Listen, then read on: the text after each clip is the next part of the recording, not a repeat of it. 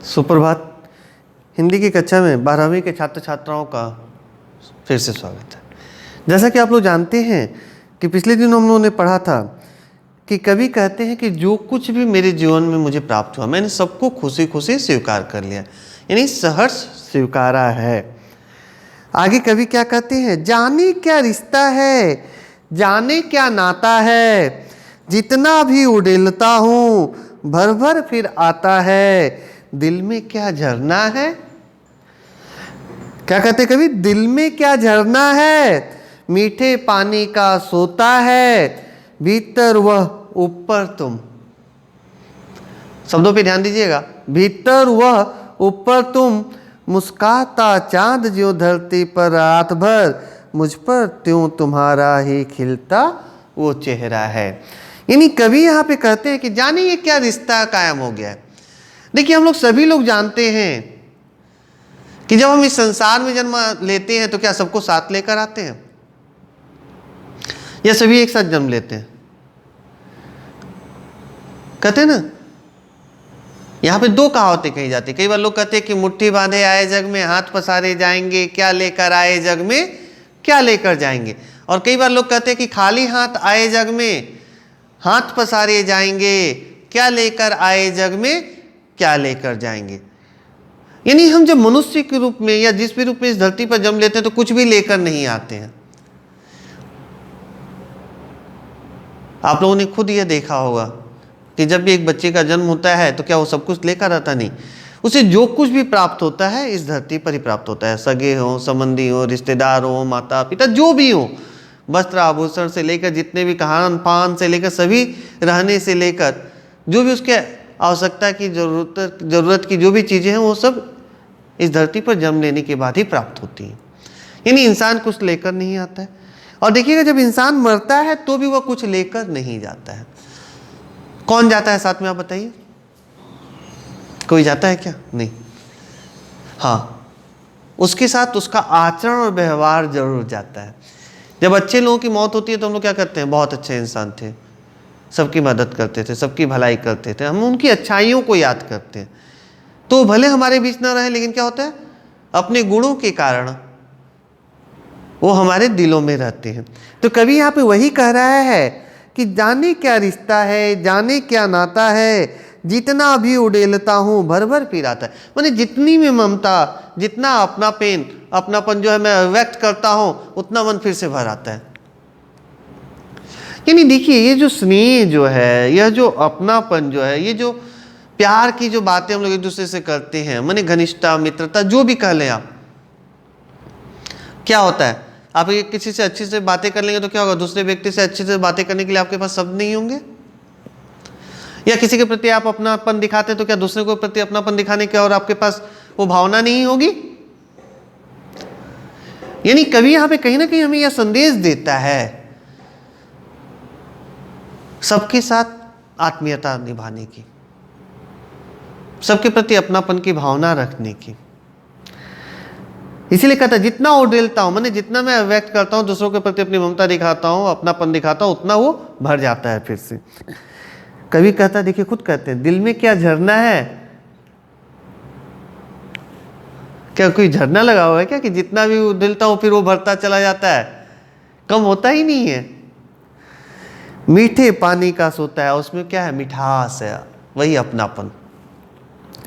भीतर वह ऊपर तुम, मुस्काता चांद जो धरती पर रात भर। यानी चंद्रमा क्या करता है, अपनी चांदनी निस्वार्थ भाव से धरती पर रहने वाले सभी लोगों, सभी पेड़ पौधे, वृक्ष से लेकर जो भी जीव जंतु है, सबके लिए बिखेरता रहता है।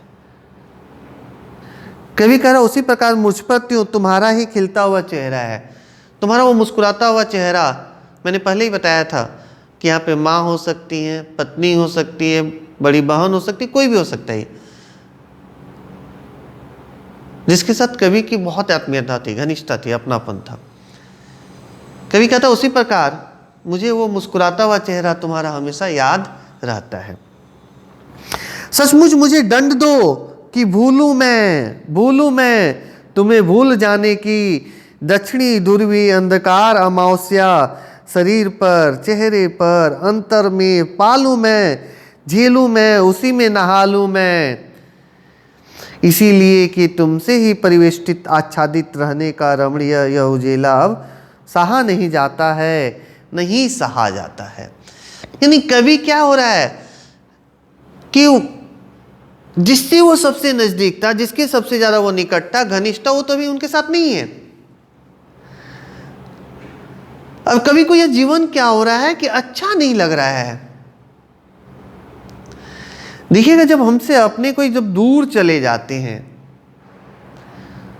तो हमें क्या अच्छा लगता नहीं, हमें क्या होता है, उनकी कमी हमेशा महसूस होती है।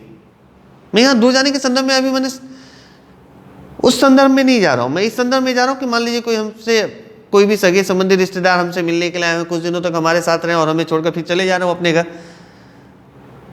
देखिए उस समय घर का वातावरण, जो परिवेश है, बदल जाता है। तो कभी वही कह रहे हैं कि मुझे भूल जाने की कोशिश करो, मुझे ऐसा दंड दो, मुझे ऐसे प्रताड़ित करो कि मैं वो यादों न करूं। क्योंकि यादें क्या होती हैं, इंसान को तकलीफ देती हैं, कष्ट देती हैं, पीड़ा देती हैं। कभी उस पीड़ा से अपने आप को मुक्त करना चाहता है, बचाना चाहता है। बोला इसीलिए कह रहा है झेलूं मैं, उसी में नहा लूं मैं चारों तरफ से मैं दुखों से, दर्दों से, तकलीफों से ग्रस्त रहूं, उसी में लिप्त रहूं। क्यों? क्योंकि ममता के बादल की मंडराती कोमलता भीतर पिराती है। वो जो माँ की ममता है या वो जो अपनापन है, जब मैं उसे याद करता हूं तो मुझे तकलीफ देती है, मुझे अंदर ही अंदर बहुत पीड़ा देती है, कष्ट देती है। कमजोर और अक्षम हो गई है, अब हो गई है आत्मा यह, छटपटाती छाती को भवितव्यता डराती है, बहलाती सहलाती आत्मीयता बर्दाश्त नहीं होती है। जो सहानुभूति है, कोई अपनापन दिखाने की कोशिश करता है, कभी कहता है मुझे वो अच्छी नहीं लगती है। देखिए जो हमसे जितना करीब है, घनिष्ठ है, चाहे दूसरा कोई कितना भी हमसे घनिष्ठ होने की कोशिश क्यों ना करे, लेकिन वो अपनापन, वो आत्मीयता का एहसास नहीं हो सकता। कोई कितना भी हमें सहानुभूति क्यों ना दे, लेकिन जिस पीड़ा से, जिस तकलीफ से हम गुजर रहे हैं, क्या उससे मुक्ति मिल जाएगी? कदापि नहीं।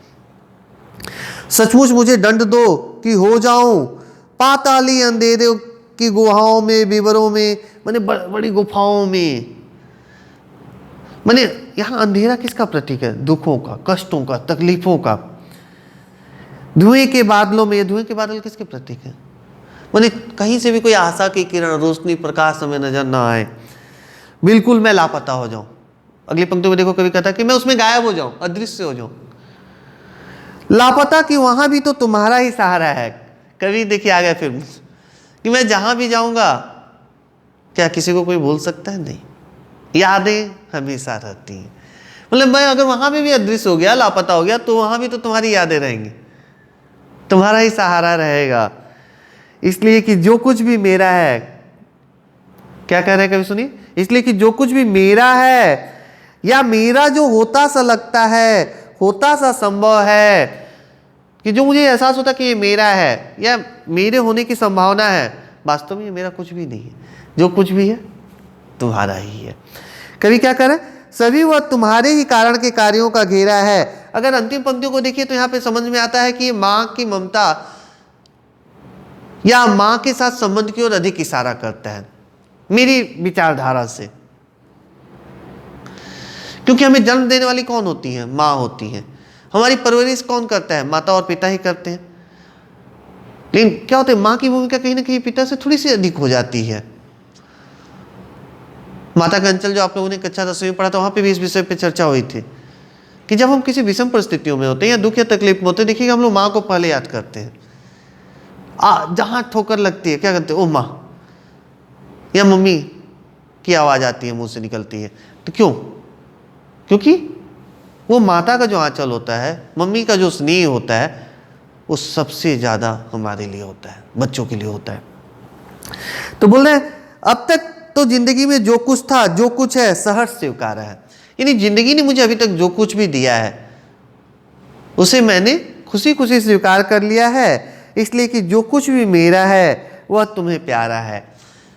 क्योंकि मेरा जो कुछ भी है वो क्या होता है, माँ को देखिएगा, बच्चे भले ही कहा ही गया है। रामायण में कहा था क्या कहा था? जब कैकेयी ने कहा था कि मैं कुमाता हूं, तो राम ने क्या कहा था कि पुत्र कुपुत्र हो सकता है, माता कभी कुमाता नहीं होती। तो यहां पर क्या है कि पुत्र जैसा भी हो, मां के लिए क्या होते हैं? वो अनमोल होते हैं।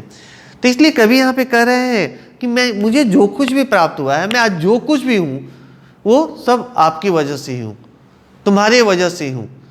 तो ये था कविता की पूरी व्याख्या। अगले दिन हम लोग इसके प्रश्नोत्तरों पर चर्चा करेंगे। धन्यवाद।